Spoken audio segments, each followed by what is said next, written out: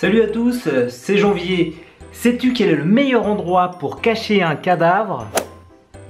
La page 2 de Google. Pourquoi? Parce que personne n'y va sur cette page 2 de Google. Sois tranquille, aucune chance donc que quelqu'un retrouve ton Skyblock qui se trouve en page 2 de Google. Dans cette vidéo, je vais t'expliquer avec l'aide d'Olivier du site WebRank Info, première communauté en ligne sur le référencement naturel, comment référencer ton blog et ses articles en première page de Google. Bonjour Olivier, c'est quoi en fait le référencement naturel? Bonjour Jean-Baptiste. Le référencement naturel, ou le SEO, c'est l'ensemble des techniques qui permettent d'optimiser les contenus de ton blog afin qu'ils soient les plus visibles possibles en haut des résultats naturels des moteurs de recherche et donc de Google. Google, c'est important les youtubeurs et les blogueurs. Google en France, c'est plus de 40 millions d'internautes par mois. Sur mes blogs, ça représente plus de 50% du trafic entrant. Olivier, y a-t-il une recette miracle pour être premier sur Google ?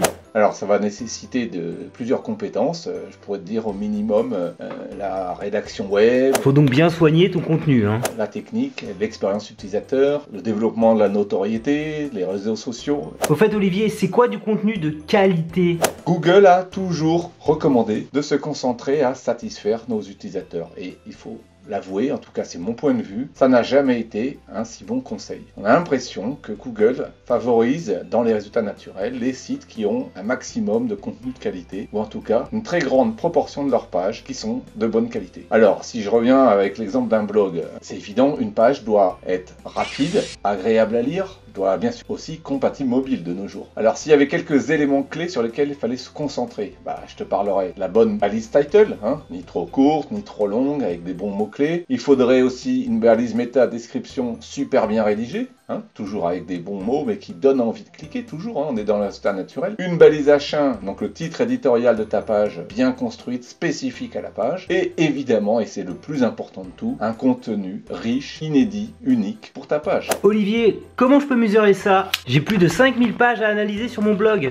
Ça va être super chaud. N'aurais-tu pas un outil pour m'aider à identifier le bon contenu et à isoler le contenu de mauvaise qualité? Alors Jean-Baptiste, oui, tu sais, j'ai mon outil RMTech, tu le connais bien, il simplifie pas mal les audits SEO. Et justement, on vient d'ajouter un nouvel algo maison qu'on a appelé Quality Risk. Il va t'aider à reconnaître, à démasquer les contenus de mauvaise qualité qui sont cachés sur ton site. Alors revenons juste quelques années en arrière. Quand Google a sorti son algorithme Panda, c'était début 2011, il avait déclaré quand un site a trop de pages de mauvaise qualité, en tout cas tel que son algo peut la démasquer, c'est l'ensemble du site qui peut voir son référencement se dégrader. Donc, c'est important de savoir ici que Quality Risk va t'aider à identifier les pages de trop mauvaise qualité. Celles que tu peux avoir du mal à débusquer au milieu de toutes les autres pages de ton site. Ok, je vais lancer un audit RMTech tout de suite. Très intéressant ce rapport, je viens juste de l'ouvrir. Donc j'ai vu que j'avais le sous-domaine favori.janvier.info qui avait plein de pages de mauvaise qualité. J'ai découvert aussi tout un pan de pages qui étaient en erreur. Tu sais ce que je vais faire Olivier? Eh bien je vais supprimer toutes ces pages là et je vais les rediriger en 301 sur ma page d'accueil. Qu'en penses-tu? Le mieux, c'est toujours d'améliorer la qualité et de conserver tes pages. Bon, si tu peux vraiment pas,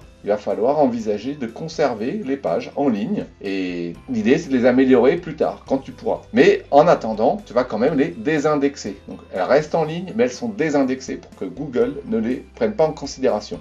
Deuxième cas de figure, tu ne peux pas conserver ces fameuses pages de mauvaise qualité ou tu ne veux pas les conserver.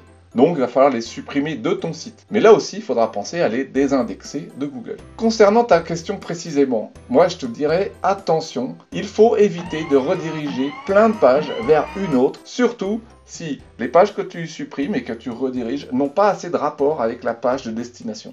Donc, en clair, je te déconseille de faire plein de redirections 301 permanentes vers ta page d'accueil. Donc, dans ton cas, si tu supprimes carrément tes pages, donc ton sous-domaine favori ou un répertoire, eh bien, n'oublie pas d'aller demander une suppression de ce répertoire ou de ce sous-domaine à Google. Pour ça, tu vas dans Google Search Console. Tu as raison, je vais commencer à désindexer les pages de mauvaise qualité de mon blog. Je croise les doigts pour que ça ait un effet positif sur l'ensemble de mon blog. À ton avis, est-ce que j'ai des chances que mon blog remonte de façon positive et significative dans les résultats de Google après ça? Alors oui JB, bien sûr, mais à condition d'améliorer aussi la qualité de tes pages identifiées de mauvaise qualité. Point positif, même très positif, va voir le témoignage de Ahrefs. Ils ont réussi à quasiment doubler le trafic SEO de leur blog en seulement 3 mois. en faisant ce que je pourrais appeler une chasse au mauvais contenu. Merci Olivier pour ton aide sur ce coup-là, c'est très sympa. En tout cas, merci beaucoup de m'avoir invité dans cette vidéo et à très bientôt dans d'autres vidéos. Si tu as aimé cette vidéo, je compte sur toi pour mettre un petit pouce levé. Si tu veux tester la qualité de ton contenu comme moi sur ton blog, va sur l'outil rankingmetrics.com. Tu peux lancer un pré-audit gratuit. Et avec le code QualityRisk, tu as même le droit à une réduction de 10% sur un audit complet RMTech. Si tu veux plus d'infos sur le SEO, abonne-toi à la chaîne WebRank Info.